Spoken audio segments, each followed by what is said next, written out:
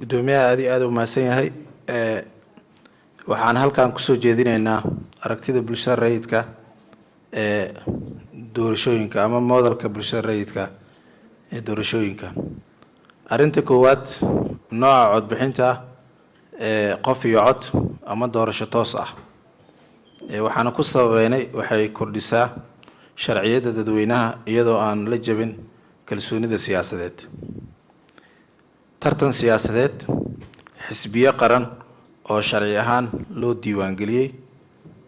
Waxaana ku sababeynaynaa waxay tartanka ka wareejinaysaa shaqsi iyo beel kaliya una dhaweynaysaa barnaamijka siyaasadeed ee mustaqbalka.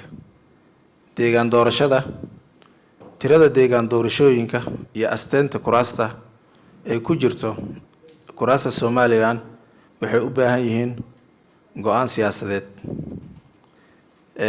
Waxaan ku sababeynay waxay ilaalinaysaa xuquuqda codbixiyayaasha dhammaan shacabka Soomaaliyeed meel kasta ay joogaan.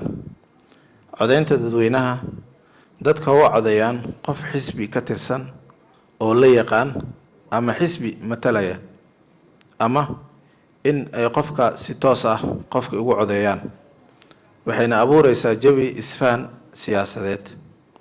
Tirinta codadku ha ku saleysnaato tirada kuraasta xisbi walba ama qof walba ka helay deegaan doorashadiisa. Waxayna sahlaysaa tirinta codad kasta si daahfurnaana. Matalaadda, maadaama arrimo badan ay sii jiraan, weli waxaan soo jeedinaynaa saamiga 4.5 si u sii jiro inta lagu jiro marxaladan kala guurka ah. Sidoo kalena la xaqiijiyo qoondada haweenka 30% iyo sidoo kale qoondada dadka naafada ah 5%. Waxaanu ku sababeynay waxay ilaalinaysaa dheelitirnaanta beelaha, waxayna ka hortagaysaa cabsi siyaasadeed iyo ka qaybgal loo dhan yahay. Guddiga ama maamulka doorashada, waxaan soo jeedinay guddi qaran oo madax bannaan, la isla ogol yahay, laguna soo xulay khibrad iyo habraac sharciyeysan.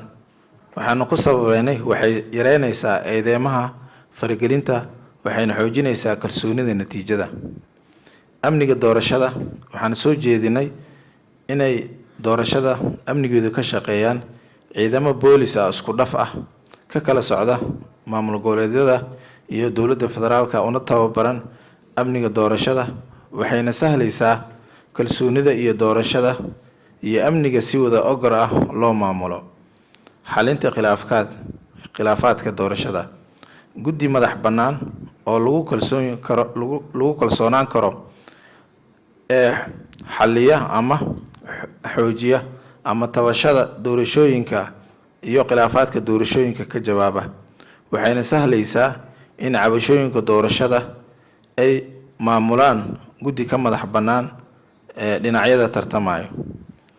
Ugu dambeyn, arinta miisaaniyadda ama miisaaniyadda guddiga doorashada iyo guddiga xalinta khilaafaadka.